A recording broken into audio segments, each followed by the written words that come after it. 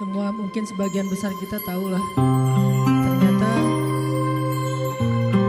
Jepang itu luar biasa ya secara moral, secara etika, secara kedisiplinan.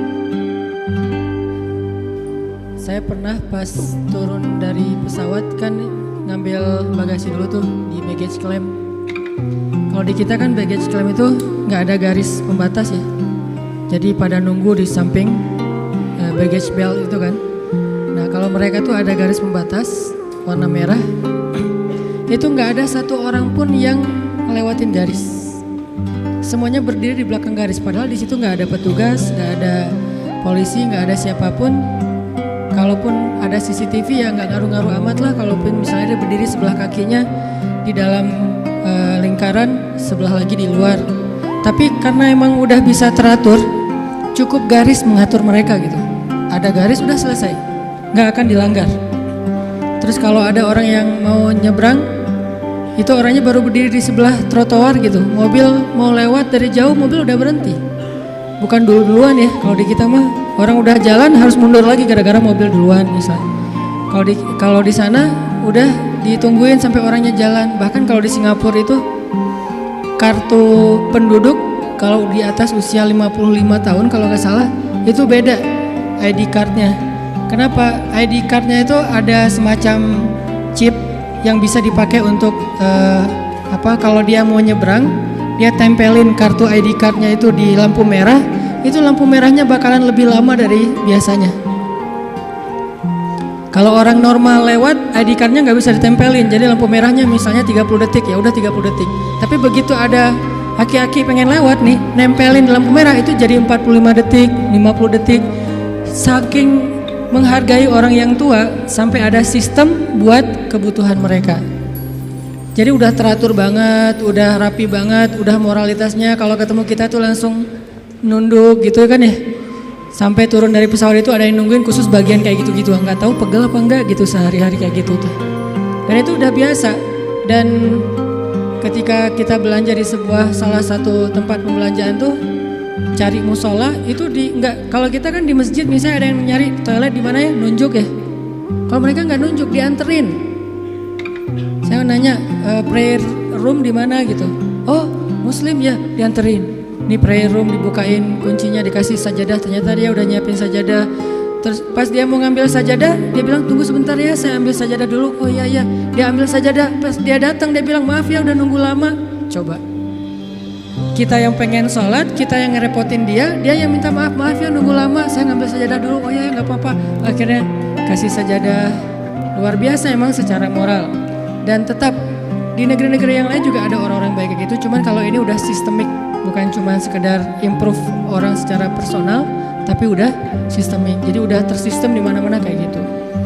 Kalau belanja nanya dari mana Indonesia, kan Indonesia Jepang mungkin secara kemajuan negaranya mungkin beda lah ya. Harusnya mereka sebagai negara maju pas tahu dari Indonesia biasa aja. Beda kalau misalnya taunya kita dari mana, dari Jepang, oh iya gitu. Ini pas tahu Indonesia, oh Indonesia, kayak menghargai gitu. Respect kepada orang lain. Itu udah nggak usah diragukan lah. Dan saya juga salut luar biasa. Di balik semua itu ada sedikit hal yang membuat saya ngerasa oh benar ya, emang nggak akan sempurna tanpa agama. Orang Jepang itu tingkat bunuh dirinya tinggi banget ternyata. Dalam setahun itu kasus bunuh diri nggak kurang dari 1000 kasus. Dan itu artinya setiap hari minimal ada 3 orang yang bunuh diri. Dan tempat favorit bunuh diri di Jepang adalah di rel kereta.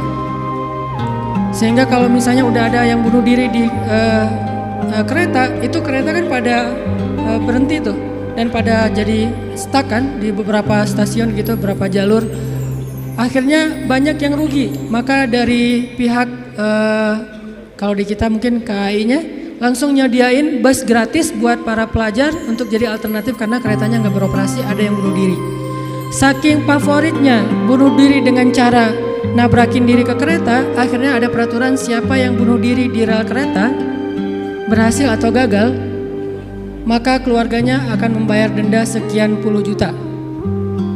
Kenapa? Karena dia bunuh diri tapi ngerugiin orang lain, bikin semuanya jadi susah, sistemnya diberhenti. Sehingga dibikin peraturan kalau bunuh diri di kereta maka keluarganya harus membayar didenda sekitar kalau nggak salah hampir 90 juta bayar denda. Jadi keluarganya juga nahan kalau ada yang mau bunuh diri. Tapi tetap aja masih favorit. Kalau di Korea itu, Korea Selatan, favoritnya bunuh diri dengan cara loncat dari jembatan, terutama di musim dingin.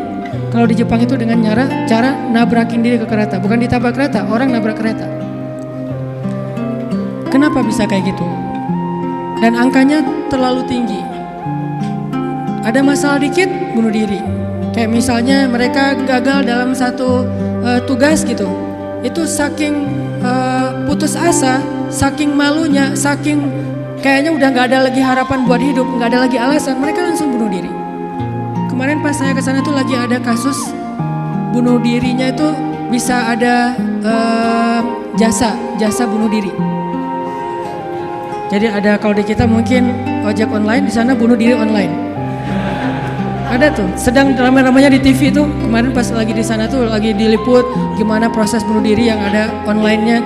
Dia bisa order. Jadi kayak semacam aplikasi gitu. Aplikasinya bunuh diri. Ini kayaknya perlu diciptakan juga. Ini aplikasi bunuh diri, dia order, terus telepon langsung online ke orang yang eksekutornya. Saya mau bunuh diri. Oh, di mana? Jam berapa? Gimana? Ada beberapa menu tuh. Bisa klik bunuh diri kereta, bunuh diri minum obat, bunuh diri diapain misalnya. Tapi nggak ada menu bunuh diri dengan cara diputusin, itu belum. Padahal itu kayaknya lebih membunuh ya. Secara pelan-pelan. Jadi dia bisa ngeklik, dia bisa order, bisa pesan gitu. Akhirnya orangnya datang ke rumah, ada yang di-skap, ada yang dibenamin ke dalam ditenggelamin ke air, ada yang diikat ke digantung, ada yang macam-macam. Sehingga ada satu eksekutor yang udah membunuh belasan orang, dan itu lagi rame di Tokyo, lagi dibahas di TV-TV Tokyo. Ternyata bunuh diri juga sampai ada kayak jasanya gitu. Kalau bahasa kita sampai ada aplikasi bunuh diri, saking tingginya tingkat bunuh diri. Kenapa masalahnya? Masalahnya akhlak mereka udah luar biasa kepada manusia, kepada alam, tapi hati mereka kosong. Sehingga bisa dibilang di dalamnya itu rapuh. Nggak akan tough menghadapi masalah-masalah sekecil apapun. Nggak lulus kuliah, bunuh diri nggak lulus kuliah. Misalnya bete dikit, hari ini kok panas banget ya, bunuh diri. Nggak kayak gitu-gitu amat juga sih. Nah, ini artinya tingkat putus asanya terlalu tinggi karena tidak ada daya tahan di dalam hatinya. Dan ketahanan seseorang di dalam hati itu tergantung tingkat tawakalnya kepada Allah Subhanahu wa Ta'ala. Makin dia bergantung kepada Allah, makin dia woles, makin dia nggak gampang yai'as, nggak gampang putus asa ketika punya masalah. Nabi Yusuf tuh kan masalahnya bertubi-tubi. Ketika Nabi Yusuf dilemparkan ke dalam sumur, ketika Nabi Yusuf dipenjarakan, ketika Nabi Yusuf difitnah, ketika Nabi Yusuf, banyak masalah Nabi Yusuf. Tapi pesan Nabi Yakub alaihissalam kepada anak-anaknya, la tai'asu min rauhillah. Baik kepada Yusuf ataupun kepada kakak-kakaknya. La tai'asu min rauhillah. Janganlah kalian berputus asa dari rahmat Allah. Kenapa?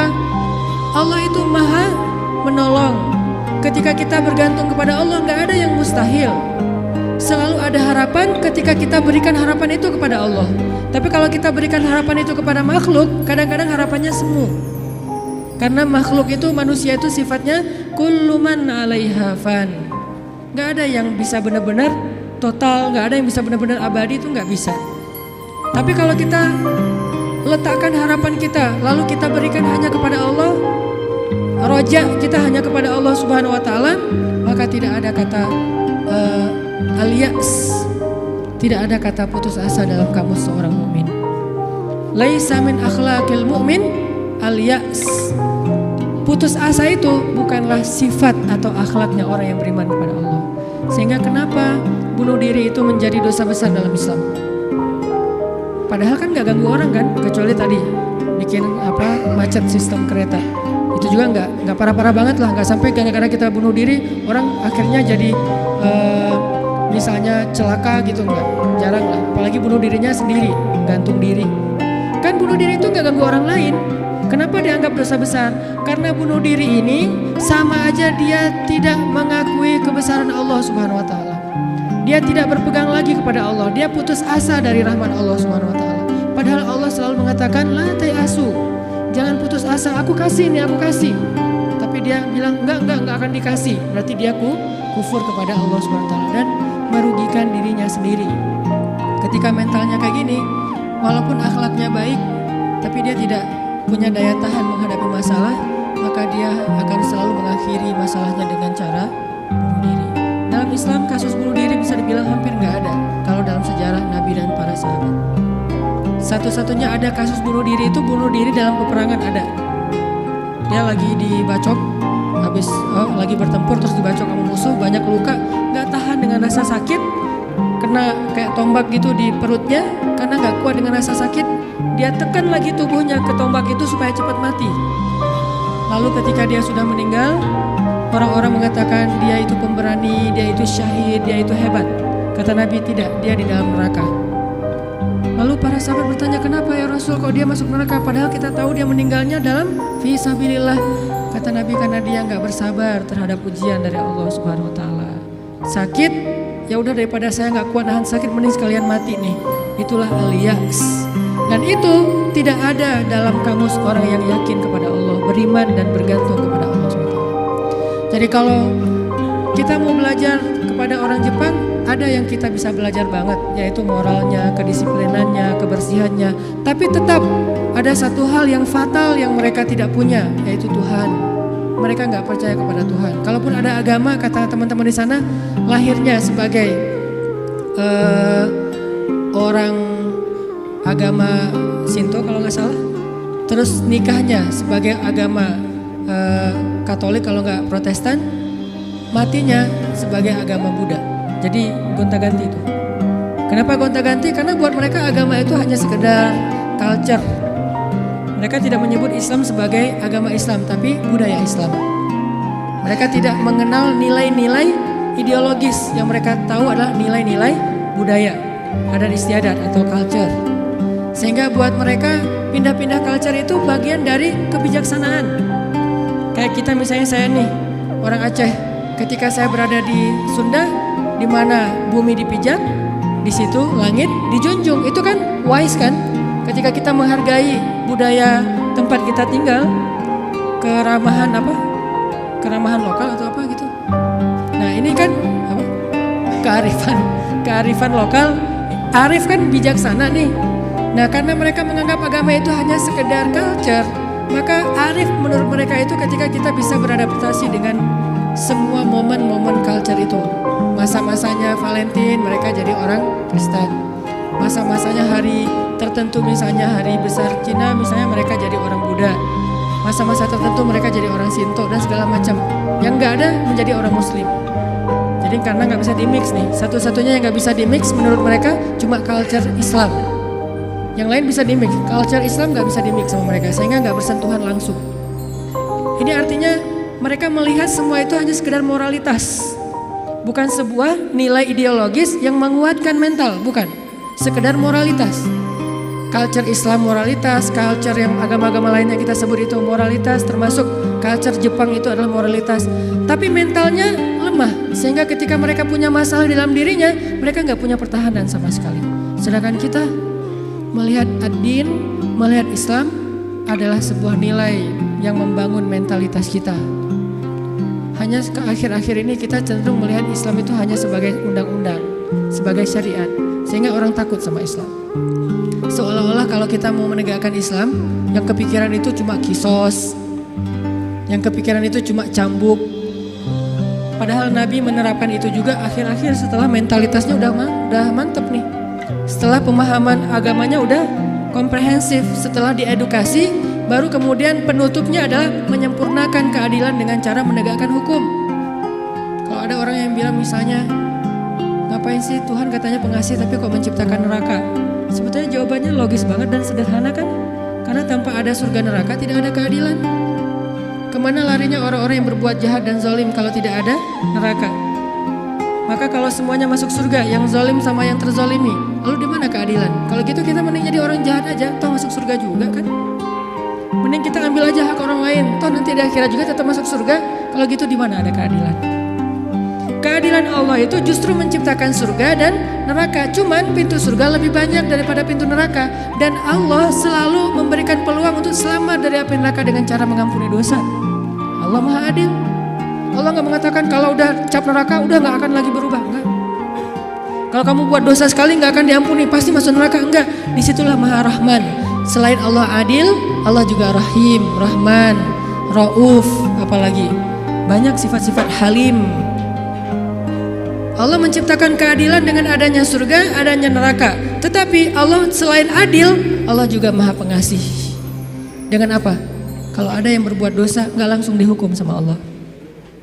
Kita sering buat dosa, emangnya langsung dihukum? Enggak. Kadang-kadang memang Allah langsung negur, tapi bukan hukuman. Karena kalau dihukum harusnya lebih dari itu. Kalau ditegur, karena kadang-kadang kita gak sadar dengan cara-cara yang baik. Allah kasih sedikit, ada cemeti sedikit biar kita dicambuk sedikit, ditoel dikit ya. Biar kita sadar. Supaya apa biar kita sadar? Biar dengan kesadaran itu kita menjadi lebih baik, lebih bermanfaat, lebih berkualitas hidupnya. Allah gak langsung menghukum kita. Kalau Allah mau menghukum kita dengan dosa kita, kayaknya kita gak ada yang berada di sini sekarang nih. Udah celaka dari dulu-dulu juga. Sekali kita minum, sekali kita narkoba, sekali kita berzina, sekali kita membunuh, sekali kita mengambil hak orang lain, udah langsung celaka. Kenapa masih bisa hidup? Kenapa masih bisa berada di masjid? Dan ini keistimewaan yang Allah kasih kepada kita. Orang yang sering nyakitin Allah masih diundang ke rumah Allah. Kan Allah baik banget tuh. Coba kita, ada yang sering nyakitin kita, mau diundang ke rumah kita? Di telepon aja kita reject terus, kalau perlu di blok, gak bisa nelpon lagi, unfollow segala macam, left group. Allah kita sakitin berkali-kali, kita cuekin, kita selingkuhin dalam bahasa kita mah ya. Gimana selingkuhin? Selingkuhin akidah. Kita bilang percaya sama Allah, tapi kita jalan sama yang lain. Kita bilang inna sholati wa nusuki wa mahyaya wa mamati lillahi rabbil alamin. Itu kan sama aja kayak seorang cowok bilang ke cewek, aku gak bisa hidup tanpa kamu. Iya kamu, kan gitu.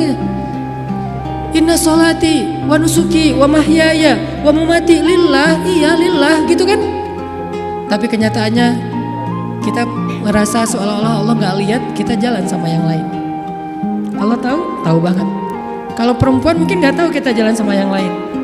Ketika nanti dia tahu, akhirnya dia shock, panik, dia luar biasa tersakiti. Tapi kalau Allah, setiap kita jalan sama yang lain tuh Allah ngelihat. Kita dekat sama yang lain, ke Allahnya enggak. Lah, yang kasih rezeki kan saya. Kenapa kamu terima kasihnya ke dia? Yang memelihara kamu kan saya. Kenapa kamu baiknya ke dia? Kok saya enggak? Berbuat baik kepada hamba Allah, Allah senang. Tapi kenapa kepada Allah enggak? Ini agak-agak kurang fair nih. Ke makhluk yang enggak berjasa, kita jadi baik. Ke Allah yang maha berjasa, kita cuek. Malah kita menuduh Allah dengan tuduhan-tuduhan yang enggak pantas. Ngerasa Allah enggak penting dalam hidup kita. Kalau Allah nggak sabar, makanya Allah itu sabur. Apa arti sabur? Sabar banget. Allah itu sami. Apa arti sami? Dengar curhat banget lah. Kita pasti nggak kuat dengar curhat teman-teman kita. Bayangin kalau yang curhat ke kita itu ada puluhan orang, kan stres juga tuh setiap hari. Allah dicurhatin miliaran orang setiap hari, coba. Bukan miliaran orang, miliaran makhluk, semuanya curhat kepada Allah. Yas'aluhu man fis samawati wal ard. Semua yang ada di langit dan di bumi curhat kepada Allah. Tapi Allah mendengar semua curhat mereka seolah-olah mereka itu cuma satu orang doang gitu. Dan baru pertama kali curhat, akhirnya Allah mendengarnya tuh sami'un. Betah banget ngedengerin curhatnya. Betah banget Allah dengar curhat kita, gak pernah. Kan kamu udah kemarin curhat, giliran atau dengan yang lain? Enggak kan? Kita berdoa setiap hari, kan udah kemarin giliran. Soalnya yang berdoa itu banyak loh. Kita di DM aja, di japri aja kadang-kadang bete juga nih kalau udah dijawab sekali terus nanya lagi karena banyak banget yang bertanya. Kan agak capek tuh makhluk. Makanya kita gak disebut sami'un, tapi kita sami'un. Allah sami'un, kita sami'un. Apa bedanya? Kalau sami'un senang mendengar, tapi tetap ada batasnya. Kalau sami'un pendengar banget, betah banget ngedengerin, gak ada batasnya. Gak pernah Allah capek mendengar curhat kita. Lagian kadang-kadang kita yang dicurhatin ke Allah itu masalahnya itu juga belum selesai. Allah gak pernah bilang belum selesai juga masalah yang kemarin. Gak pernah Allah ngomong gitu. Kayak berlarut-larut kamu teh masalah gak beres-beres. Allah gak pernah ngomong kayak gitu kan. Tetap aja hambaku ada apa, Allah mendengar. Dan bukan cuma mendengar, Allah yang ngedatangin kita ke langit dunia Setiap sepertiga malam, terus Allah bertanya, hal min dihajah, ada nggak di antara hambaku yang butuh sesuatu? Sini. Hal min taib, adakah di antara hambaku yang pengen taubat? Sini aku terima taubatnya. Hal min mustaghfir, adakah di antara hambaku yang pengen minta ampun? Sini aku ampuni dosanya. Allah datangin kita, Allah nawarin jasa kepada kita, masih kita bilang juga Allah nggak berjasa dalam hidup kita. Masih kita bilang kita nggak butuh Allah Subhanahu Wa Taala. Fa bi ayyi ala'i rabbikuma tukadziban. Jadi teman-teman, ada orang kadang dalam kehidupan kita itu berjasa banget sampai kita nggak bisa ngelupain dia. Salah satunya dalam hidup saya misalnya yang paling berjasa itu ibu nomor 1 pastinya ya. Kedua istri. Orangnya ada soalnya di sini. Ibu, istri. Kalau selain keluarga, oke, itu keluarga. Selain keluarga, siapa yang paling berjasa? Dalam hidup saya itu salah satu yang cukup banyak ngebantu saya itu adalah salah satunya nih. Ada saudara saya, Ustadz Muhtarom namanya, dosen Unpad, tinggal di Antapani. Beliau yang pertama banget nampung saya ketika saya baru hijrah ke Bandung. Ketika saya nggak tahu tinggal di mana, nggak punya rumah kontrakan, ngontrak juga nggak bisa. Beliau nampung saya tinggal di rumah beliau beberapa lama di Antapani. Beliau kenalin saya dengan ibu-ibu Masjid Salim, nih dari Mesir nih, mau nggak dengerin ceramahnya? Enak loh, padahal saya juga masih bingung ceramahnya gimana ya. Nggak pernah ceramah, sekali-kali ceramah yang kebalik kan Allah Shallallahu Alaihi Wasallam, Rasulullah Subhanahu Wa Taala. Sekali-kalinya ceramah kebalik saking nervousnya. Disuruh ceramah sama Ustadz Muhtaram, nih ceramah. Akhirnya ibu-ibu ngundang-undang saya awal-awal dikenalin di Bandung. Berjasa banget, sehingga kalau misalnya beliau miss call, nggak keangkat sama saya, langsung saya telepon balik. Kalau beliau SMS, langsung saya read, langsung typing, langsung bales. Kenapa? Karena saya merasa beliau berjasa dalam hidup saya. Adakah yang lebih berjasa dalam hidup kita daripada Allah Subhanahu Wa Taala? Toh beliau juga hamba Allah. Allah yang mengirim beliau untuk saya. Allah yang mengirim ibunda untuk saya. Allah yang mengirim istri saya untuk saya. Kalau Allah nggak kirim istri saya buat saya, nggak mungkin saya bisa nikah sama dia. Kan saya sering cerita, saya bukan tipe dia banget. 4 pantangan pada diri dia tuh ada di saya. Ya Allah, jangan itu, jangan itu, jangan itu, jangan itu ada di saya semuanya. Coba kalau Allah nggak membolak-balikan hati dia, mana mungkin saya nikah sama dia kan? Kayak mustahil gitu, karena bukan tipe dia banget. Ya Allah, jangan yang orang Sumatera, jangan brewokan, jangan yang dop. Udah dop, brewokan pula. Jangan anak pesantren, karena mungkin beda kebiasaannya, terlalu soleh kali menurut dia gitu ya. 4-4-nya ada pada diri saya, terutama yang dop dan Sumatera nih. Orang Sumatera kuliah di Mesir, dan Mesir mah Sumateranya Arab. Arab itu kayak kita, ada Sundanya, ada Jawanya, ada Betawinya, ada Sumateranya. Mesir itu Sumateranya Arab. Di Mesir tuh nggak ada cerita kita nungguin bus di halte tuh nggak ada. Yang ada ngejar bus. Bus tuh nggak pernah berhenti untuk ngangkut penumpang, nggak ada tuh. Bus ngeliat kita lagi nungguin, malah dia iseng, makin dicepetin. Akhirnya kita kejar, wah, cowboy banget lah kehidupan di Mesir mah. Dia cuma berhenti kalau yang nungguin itu ibu-ibu. Kenapa? Karena ibu-ibu di Mesir itu raja, nggak ada yang berani sama ibu-ibu. Benar-benar queen tuh kalau ibu-ibu teh. Di Mesir ibu-ibu belanja nih ya, mang, apa bahasa Arabnya? Gitulah pokoknya, mang, itu saya pengen ikan gitu ya. Oh iya ya, pas diambil ternyata ikannya matanya agak-agak merah gitu, mungkin agak-agak lama di freezer. Akhirnya bilang, ini kenapa nih ikan matanya merah, begadang ya? Nggak jadi deh, malah saya mau ikan yang suka begadang, cari yang lain. Ganti lagi yang lain, udang aja, udang baunya nggak enak, ganti lagi. Berkali-kali gonta-ganti, itu yang dagang ikan tuh nggak boleh marah. Kenapa? Yang ngomong seorang perempuan. Dan di Mesir itu perempuan sangat dihormati, nggak boleh berdebat dengan perempuan, aib. Debat dengan cewek itu aib. Kalau dimarahin cewek itu aib. Mending kita menghindar aja deh. Kalau kita naik bus, duduk nih, ibu-ibu naik harus berdiri. Kalau nggak berdiri itu dianggap aib, satu bus semuanya aib. Kalian laki-laki atau apa kalian teh? Ada perempuan masuk ke bus, kalian pada duduk cuek itu, malu-maluin kalau di Mesir. Sehingga kalau ada ibu-ibu naik ke dalam bus nih, cowok-cowok semuanya berdiri siap. Silakan pilih kursi yang mana aja. Ibu-ibu boleh memilih. Kalau di kita kan laki-laki memilih, enggak, salah. Ini ibu-ibu yang memilih, saya mau yang di situ. Kenapa? Cowoknya ganteng. Dia milih tuh. Terserah dia mau duduk di mana. Cuma dua, ibu-ibu sama ulama. Kalau ada ulama Al-Azhar, karena ulama Al-Azhar, dosen-dosen saya di Al-Azhar itu nggak punya mobil pribadi. Mereka hidupnya sederhana. Gajinya gede sih, tapi asal gajian langsung ngasih beasiswa kepada mahasiswa yang kurang mampu. Kalau udah gajian tuh saya ngerasain sendiri nih, dia gajian ngambil di admin ya. Karena dulu nggak ada transferan, Mesir itu agak-agak terlalu ya gitulah, manual ya, nggak ada transfer. Satu-satunya komputer di ruang admin tuh dipakai main kartu. Karena dia nggak ngerti sistem komputerisasi akun kayak gitu tuh, akuntan tuh nggak ngerti dia tuh. Tahu satu-satunya komputer dipakai main kartu. Pas kita lagi ngantri, Om kita lagi ngantri nih, ntar tunggu dulu nih, dikit lagi nih belum beres nih, gitu coba.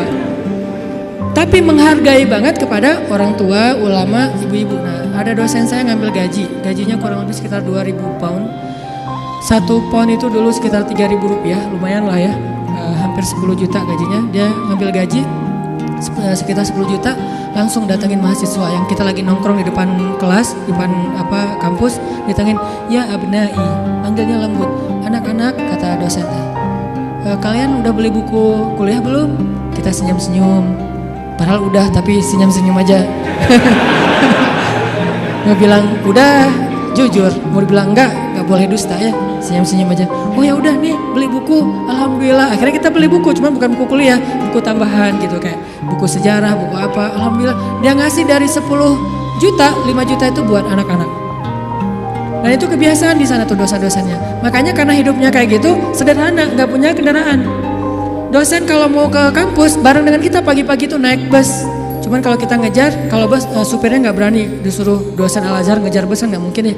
Kalau melihat itu ada penampilan dosen, langsung busnya berhenti. Begitu dosennya naik, langsung jalan tuh, nggak peduli kita lagi di tangga kayak di apa, nggak peduli deh. Kan dosen dulu yang naik nih. Prof silakan. Dosennya naik, baru dosennya di atas, kita masih bergelantungan tuh, bus langsung jalan. Sampai ada beberapa mahasiswa Malaysia karena nggak terbiasa mungkin. Mereka kan biasanya naik taksi nih, karena beasiswa dari kampus, dari kerajaannya gede. Kalau kita kan beasiswanya dari Al-Azhar. Mesir itu negara miskin, tapi ngasih beasiswa puluhan ribu mahasiswa asing. Negaranya miskin, tapi bisa ngasih beasiswa, luar biasa. Nah Malaysia nggak dikasih. Negara yang tidak dikasih beasiswa di Asia itu Malaysia dan Brunei, karena dianggap udah sejahtera. Akhirnya mereka terbiasa naik taksi nih. Begitu mahasiswa Malaysia sekali naik bus, nggak terbiasa naik bus ala-ala Mesir gitu, turunnya membelakangi arah jalannya bus, kebayang kan, melundung gitu kan. Kita mahasiswa Indonesia ketawa-ketawa aja, lucu. Kalau kita kan udah biasa kobo ya, kejar bus, terus turunnya sambil lari. Kadang-kadang kalau bawa barang itu, barangnya dilempar dulu ke dalam bus, langsung dikejar naik gitu. Udah biasalah kayak gitu-gitu di Mesir. Tadi cerita apa tadi tuh? Hubungannya? Ya gitulah, nggak ada hubungannya. Pokoknya balik lagi ke tema ya. Intinya ketahanan hati kita itu ketika kita dekat kepada Allah Subhanahu Wa Taala. Jadi nggak ada ceritanya dalam kamu seorang mukmin ada masalah baper udah gitu bunuh diri, nggak ada. Tergantung tawakal kita kepada Allah. Coba rasain ketika kita lagi ngerasa enak nih hubungannya sama Allah, sama ketika kita lagi jauh dari Allah, terus dua-duanya dikasih masalah, mana yang lebih nyaman buat kita?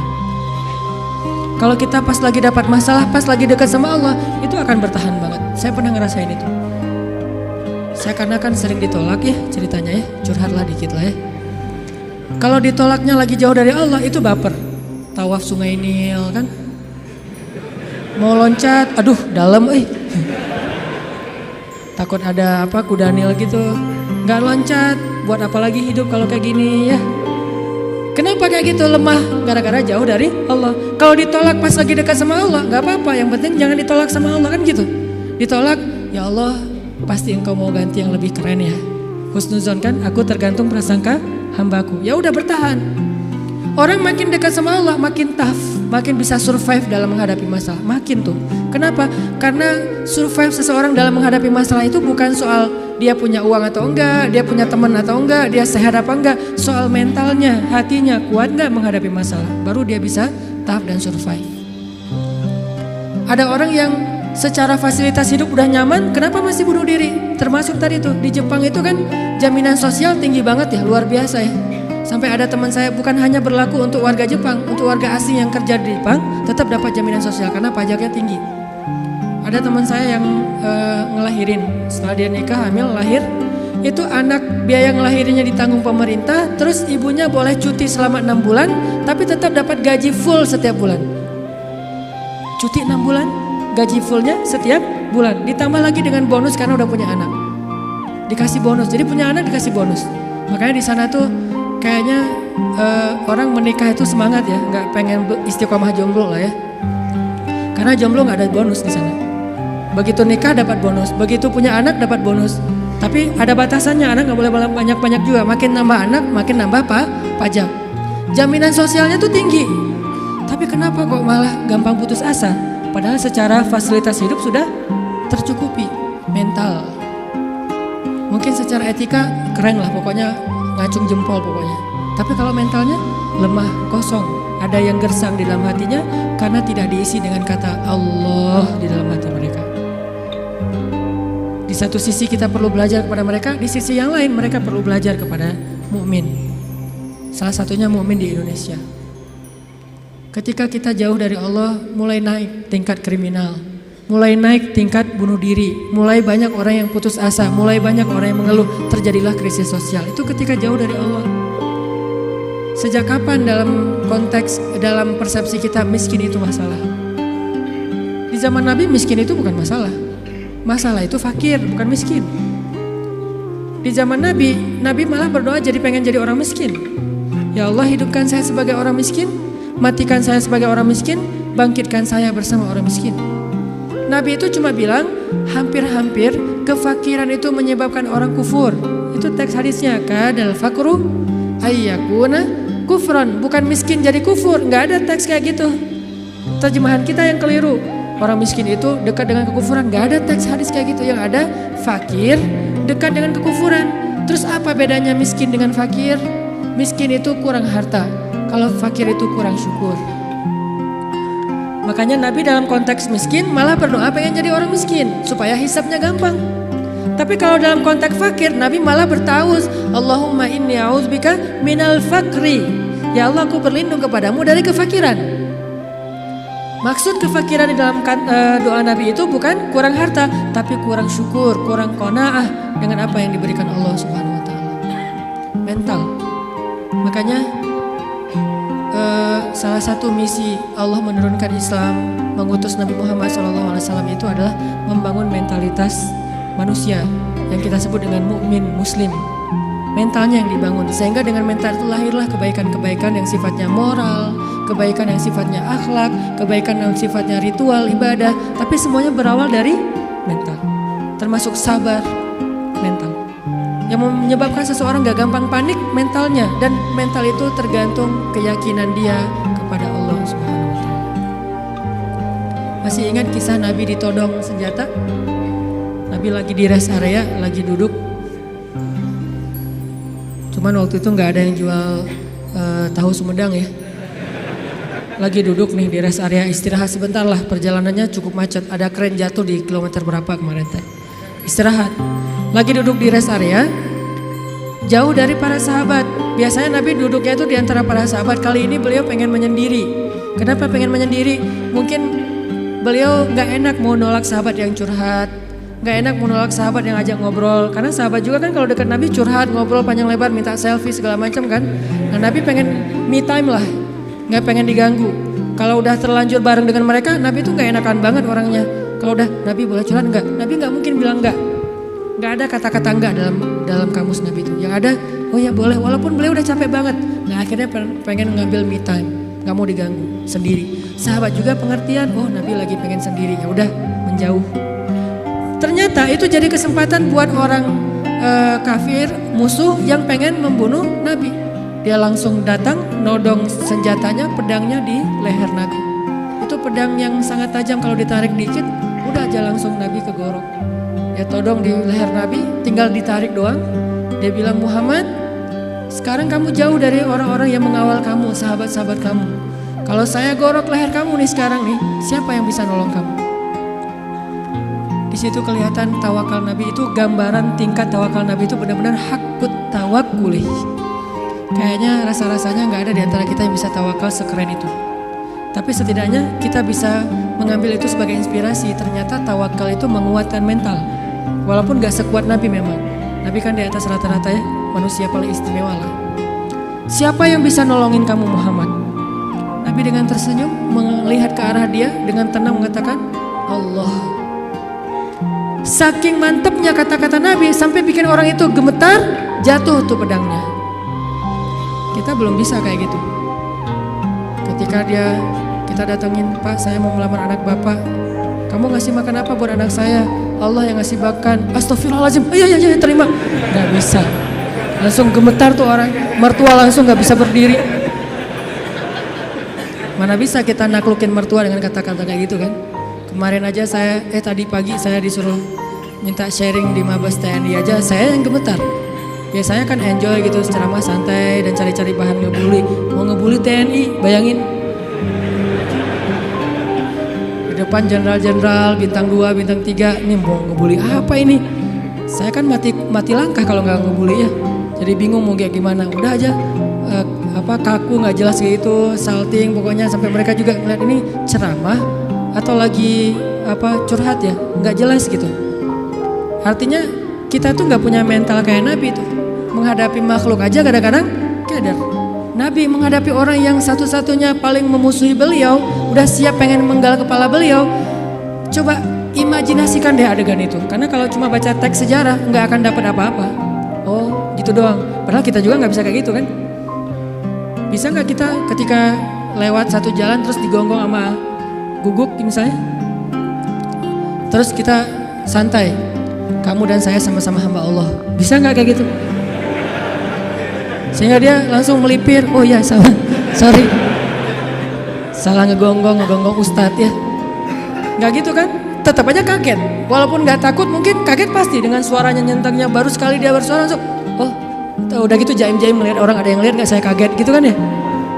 Tapi Nabi nggak sama sekali kayak gitu.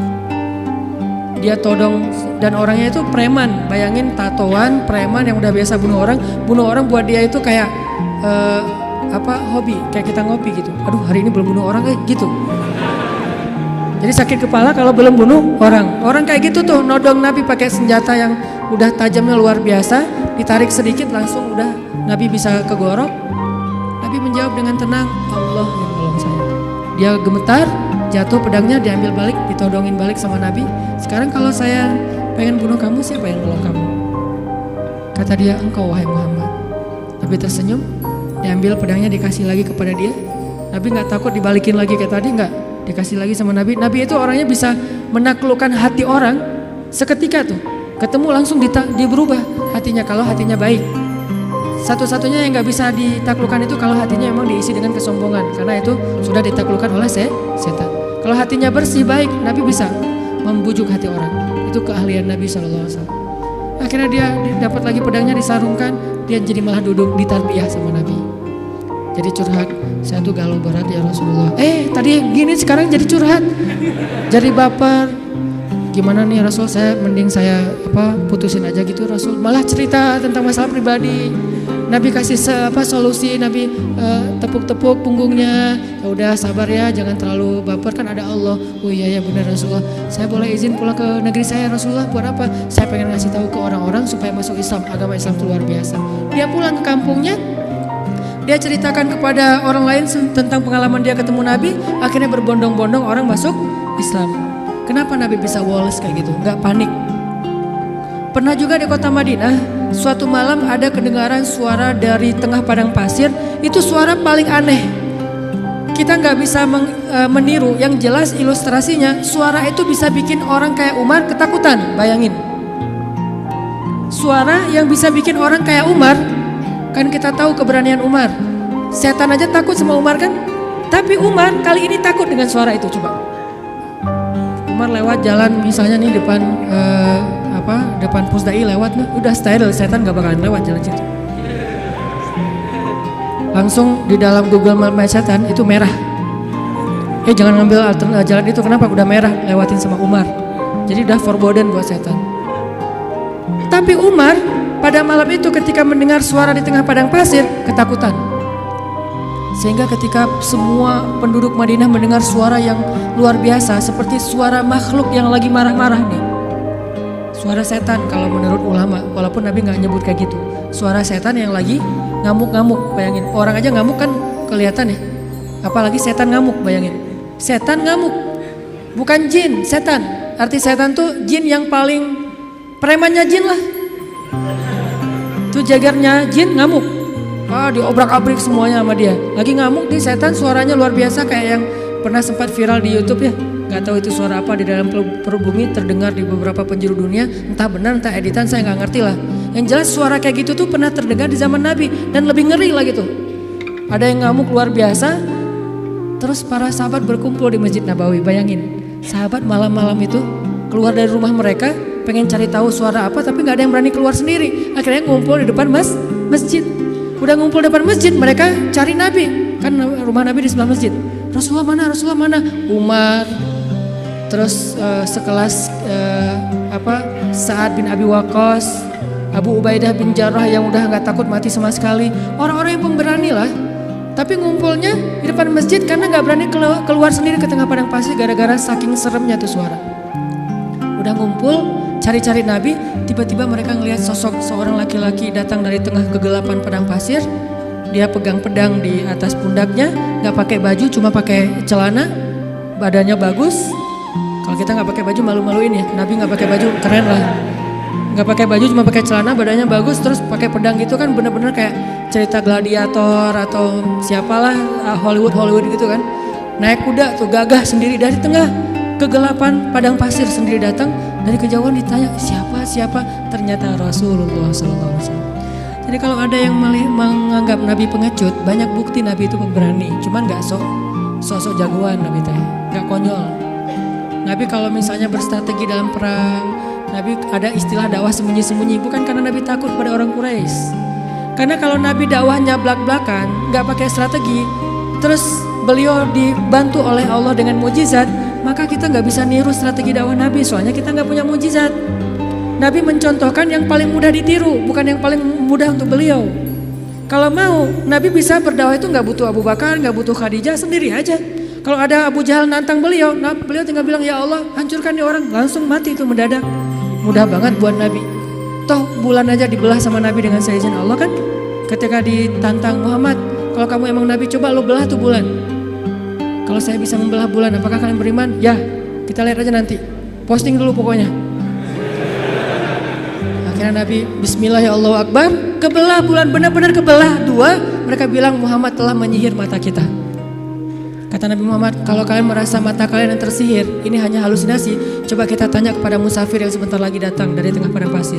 Apakah mereka melihat malam ini bulan terbelah? Kan gak mungkin saya menyihir orang yang jauh.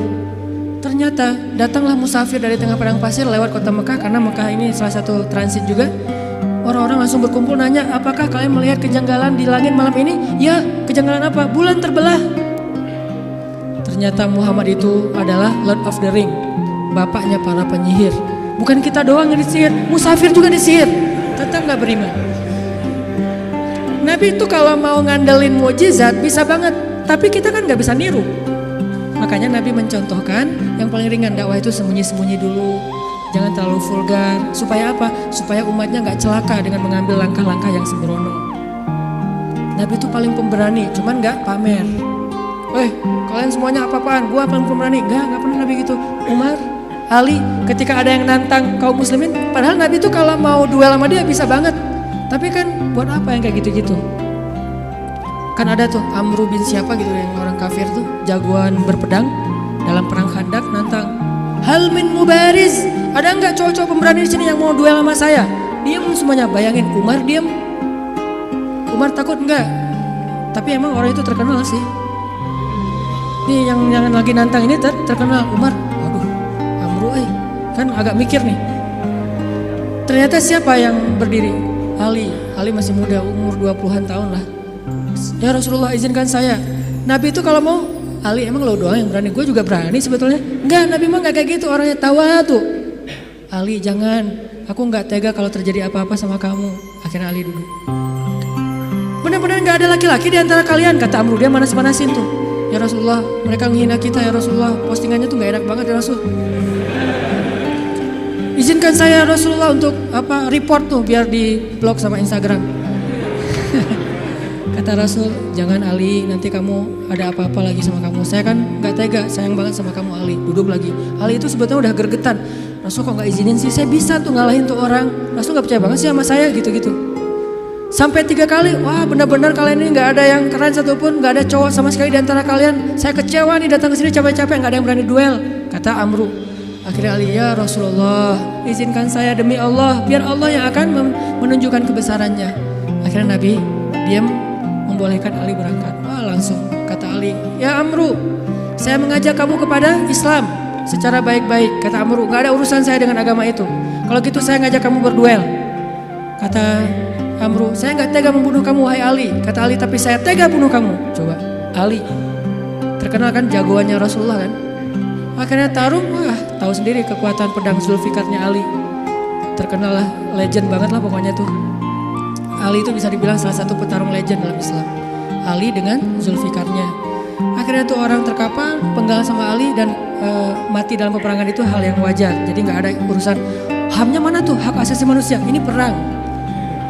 Kecuali perangnya di dalam kota, baru ngomongin HAM. Karena Islam itu sangat memperhatikan HAM kalau perangnya di dalam kota. Gak boleh nebang pohon, gak boleh bunuh perempuan, gak boleh menyakiti anak kecil, gak boleh menyakiti orang tua, gak boleh menyakiti orang yang sudah melepaskan senjatanya. Itu etika perang dalam Islam kan. Tapi kalau di medan perang, ya wajar tuh laki-laki sama laki-laki, wajar banget itu mah. Sama-sama cowok, sama-sama militer, sama-sama megang senjata, wajar banget. Jadi artinya Rasulullah itu sangat memberani. Tiba-tiba Nabi datang bawa pedang di atas pundaknya, terus megang kuda, datang gagah banget. Orang-orang pas dari jauh ngeliat siapa, kok pemberani banget. Ternyata Rasulullah SAW. Begitu Nabi datang, tenang semuanya. Nabi itu kayak ayah buat sahabat. Nabi turun dari kudanya, diikat kudanya di kandang kuda, di garasi rumah beliau. Udah selesai markirin kuda, Nabi datang ke sahabat. Ya udah ya, udah bubar ya, udah selesai. Kata sahabat, Nabi ada apa sih di luar? Tadi kedengaran suaranya serem banget. Kata Nabi, udah beres. Nabi nggak cerita. Saking Nabi bijak. Kan kalau kita mah habis kayak gitu kan ceritanya panjang tuh ya. Wah gua tadi habis tarung loh sama dia. Kan gitu ya. Nggak bijak banget kita mah. Kalau Nabi bijak, udah beres. Nggak, gua habis tarung. Wah babak belur lah pokoknya. Dia udah nggak patah kaki, patah tangan. Tadinya tuh dia gaya-gaya nantang gua. Nggak tahu siapa Muhammad gitu-gitu kan. Ini anaknya Abdullah, cucunya Ismail, seorang sniper. Ismail kan terkenal sniper ya. Mata Ismail itu turun kepada Nabi Muhammad, mata yang tajam. Salah satu keistimewaan Nabi itu matanya tajam, sehingga beliau itu nggak pernah meleset dari memanah. Cuman kenapa nggak terkenal? Karena Nabi nggak suka manah seseorang yang tidak layak. Nah kita mah cuman manah calon juga nggak kena kan ya? Gagal lagi. Insya Allah nanti saya sharing cara memanah. Nabi itu jagoan memanah, seorang jago main pedang. Lomba berkuda pernah beberapa di waktu Nabi masih ABG nih, belum jadi Nabi, sering lomba berkuda kan sama Hamzah, Nabi sering menang. Jadi jago kuda, jago mana sambil berkuda itu udah biasa buat Nabi. Cemen lah itu mas, kecil sepele, kayak kita ngemil doang itu mah. Gak ada apa-apanya buat Nabi. Tapi apakah Nabi pamer? Enggak, udah beres. Gak ada yang Nabi cerita, wah tadi gua berantem tuh sengit banget sampai 10 ronde loh.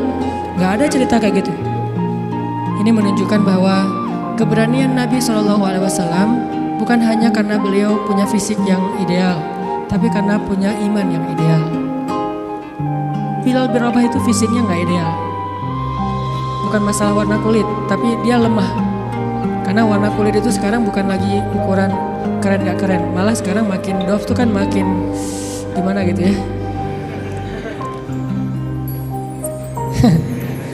Makin dof katanya makin apa istilahnya? Ya, gak enak nyebutnya dalam masjid. Nah, Bilal itu mungkin dia orang yang kulit hitam.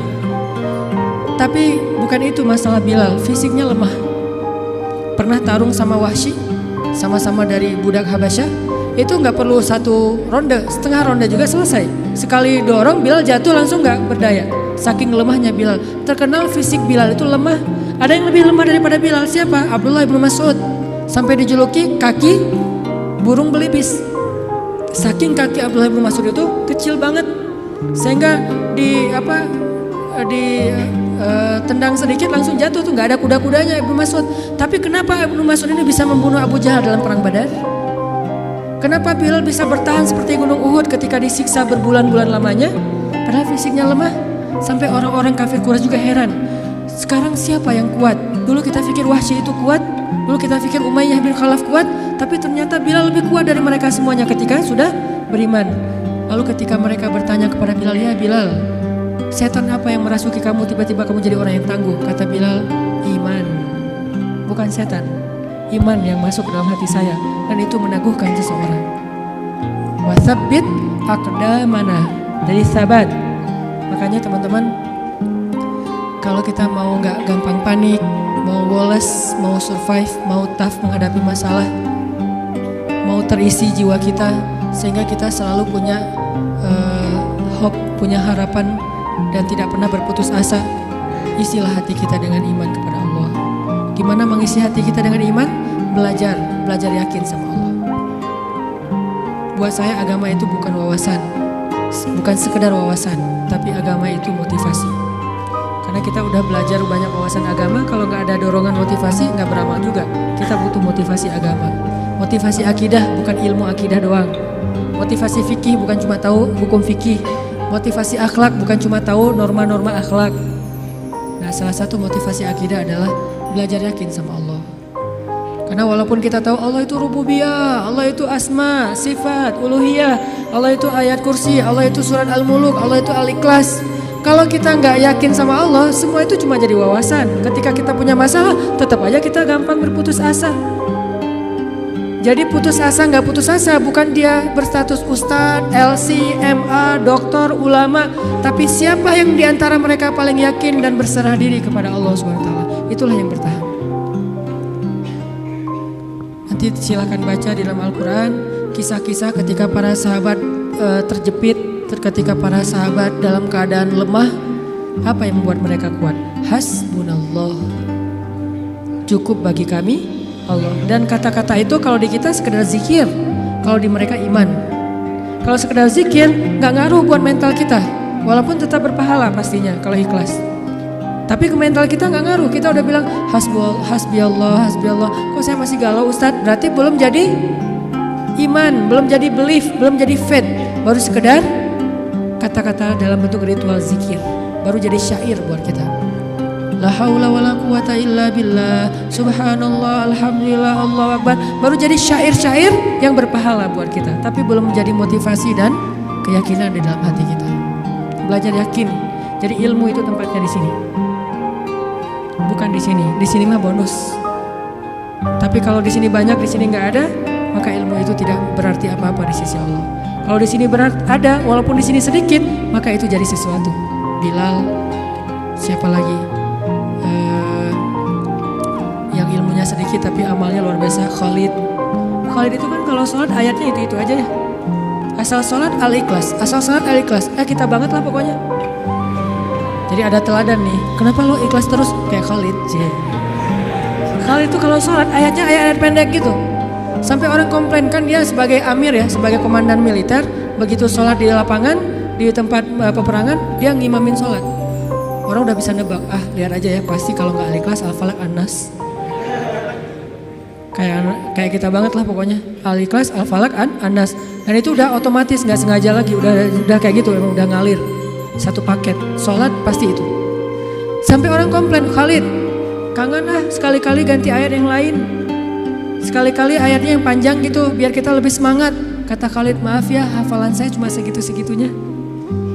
Soalnya saya sibuk dengan tugas-tugas militer, jadi gak sempat ngafal Quran. Kalau kita tugas militer enggak, hafal juga enggak ya. Kalau Khalid karena sibuk dengan tugas militer, dia sebagai jenderal bintang 4, yang tugas ekspansi militernya tuh banyak banget, merintis dari awal sampai ke Irak, ke Yaman, ke Suriah, kemana-mana lah. Akhirnya nggak sempat ngafal Quran secara konsen kayak Ibnu Mas'ud, Ibnu Abbas. Maaf ya gitu. Tapi tetap amalnya banyak walaupun hafalannya sedikit. Kenapa? Karena ilmu buat mereka tempatnya bukan di dalam wawasan kepala, tetapi keyakinan di dalam hati. Belajar iman. Belajar yakin kepada Allah. Sehingga kita tetap respect kepada orang-orang Jepang dalam urusan moralitas, tapi kadang kita merasa kasihan kepada mereka. Moralitasnya udah sempurna, tapi kenapa mereka bisa baik kepada makhluk, gak bisa baik kepada Khalik yang udah ngasih semua kebaikan itu untuk mereka. Agak-agak kurang fair nih. Kurang kayaknya ada yang klise. Ke manusia baik, ke alam baik, tapi ke pencipta manusia dan alam gak diakui gitu. Ini kan agak klise ya. Nah ini kita agak kasihan. Nah alhamdulillah teman-teman Indonesia di sana tuh giat banget melakukan dakwah, sehingga banyak banget orang Jepang yang udah masuk Islam. Ketika dia masuk Islam dia sadar, oh ternyata emang ini yang dibutuhkan bangsa Jepang selama ini. Yang lain udah keren lah, tapi ini masih kurang nih. Mereka sendiri yang testimoni yang gak dipunyai oleh bangsa Jepang itu adalah Islam. Kalau punya Islam sempurna, udah gak ada lagi yang perlu dikritisi, udah gak ada lagi yang perlu dicari-cari celahnya, udah ideal banget. Tapi itulah makhluk, tidak ada yang sempurna, sehingga tugas kita bukan menjudge, bukan menghakimi, bukan menjelek-jelekan, bukan mengeneralisir. Tugas kita adalah saling mengisi.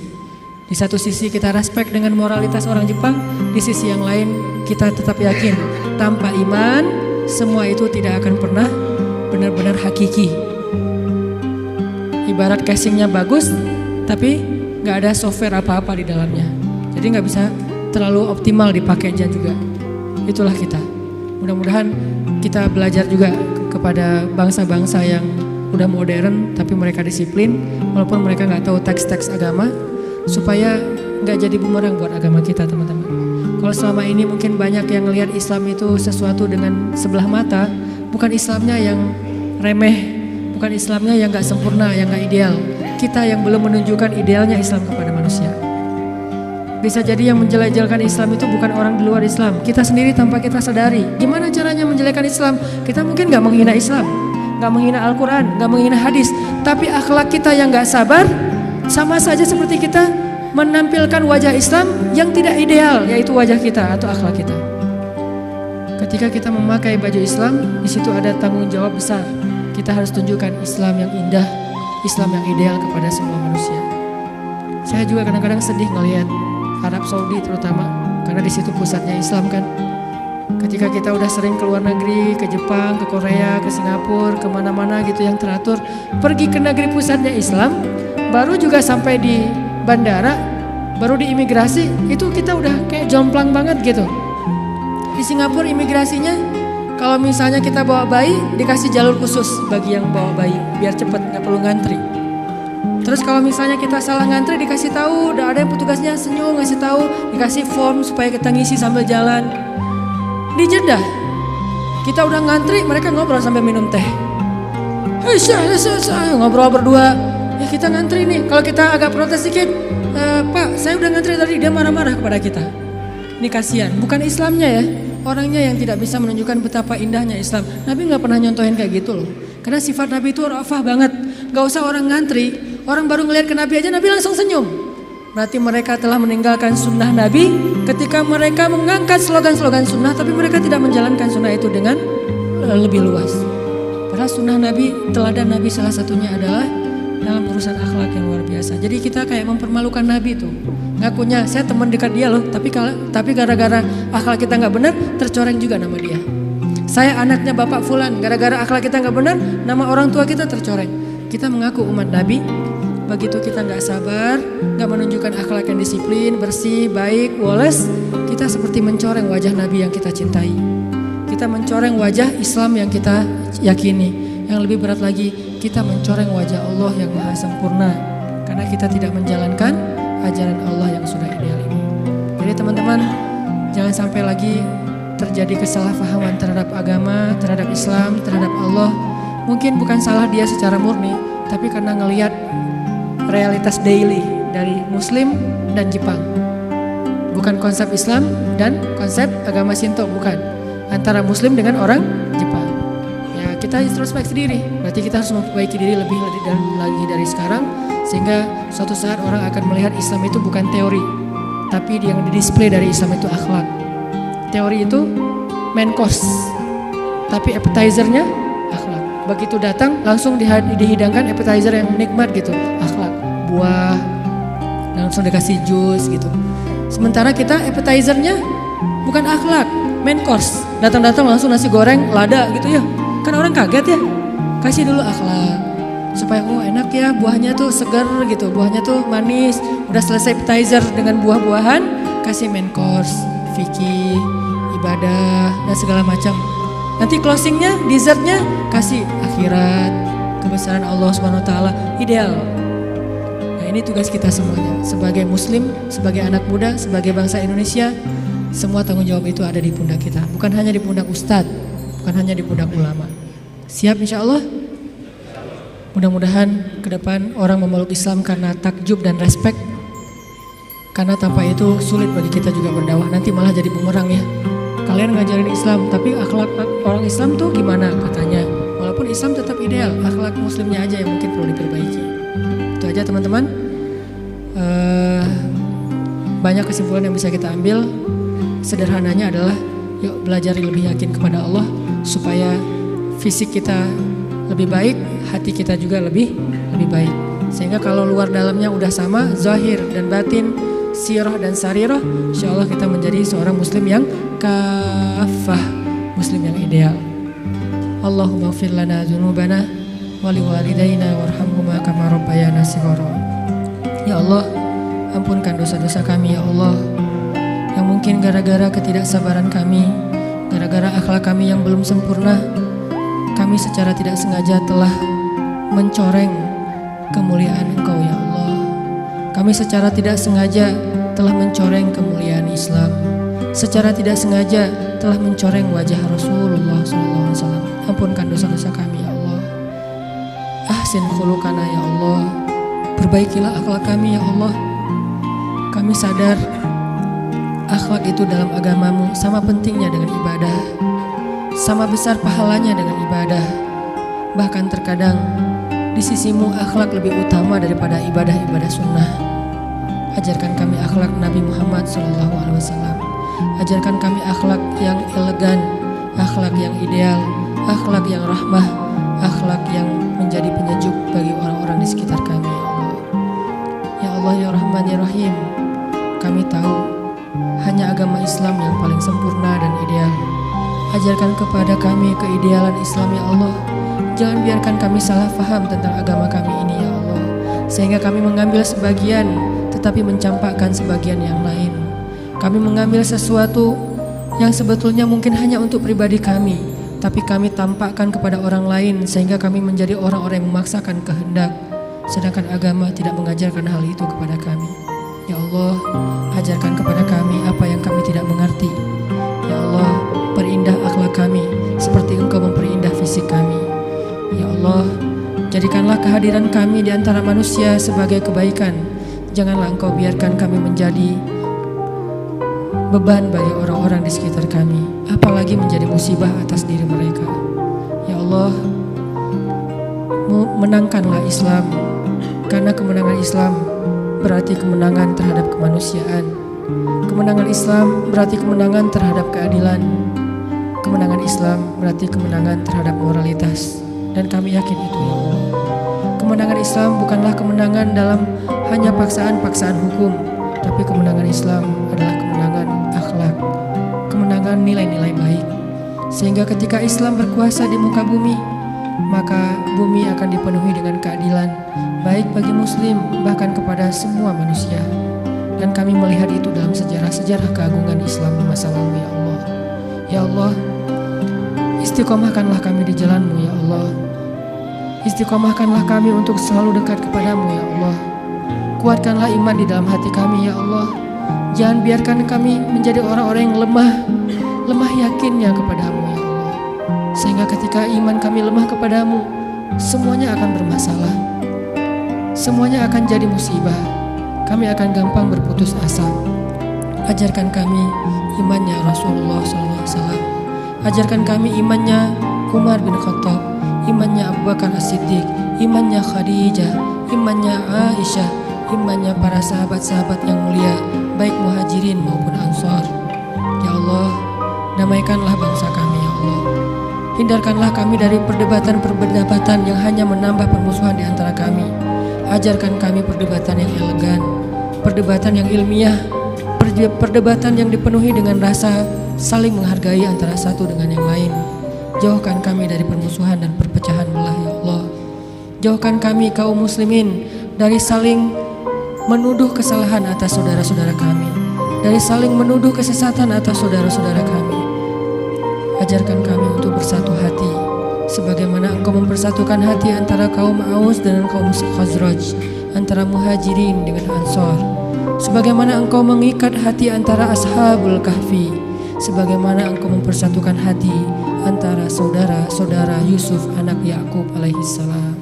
Ya Allah, berilah petunjuk-Mu kepada pemimpin-pemimpin kami, karena kami yakin pemimpin itu bisa menjadi orang yang pertama di antara kami yang masuk ke dalam surga-Mu karena keadilannya, bisa juga menjadi orang yang pertama dan paling dalam nerakanya karena kezalimannya. Beri petunjuk kepada pemimpin-pemimpin kami agar mereka bisa bersikap adil, pemimpin yang takut kepada Engkau ya Allah, karena ancaman yang paling besar adalah ancaman-Mu ya Allah, siksaan yang paling pedih adalah siksaan-Mu ya Allah, agar mereka menjadi pemimpin-pemimpin yang pemberani kepada makhluk tetapi takut kepada Khalik, sehingga mereka takut untuk mengambil hak-hak rakyatnya, menzalimi bangsanya, sehingga mereka takut menyia-nyiakan amanah dan wewenangnya ya Allah. Berilah rahmat-Mu kepada ulama-ulama kami ya Allah. Jadikanlah ulama di antara umat seperti matahari di siang hari. Jadikanlah ulama perannya benar-benar seperti peran Nabi di tengah-tengah para sahabat. Karena kami pernah mendengar ya Allah, Nabi bersabda, al-ulama warathatul anbiya, ulama itu adalah pewaris Nabi. Maka siapa yang menyakiti ulama sama saja dengan menyakiti Nabi. Siapa yang membantah ulama sama dengan membantah Nabi. Siapa yang menjelek-jelekan ulama, memfitnah ulama sama dengan memfitnah Nabi. Dan tidak ada yang menyakiti Nabi kecuali orang-orang munafik ya Allah. Lindungilah kami dari sifat kemunafikan.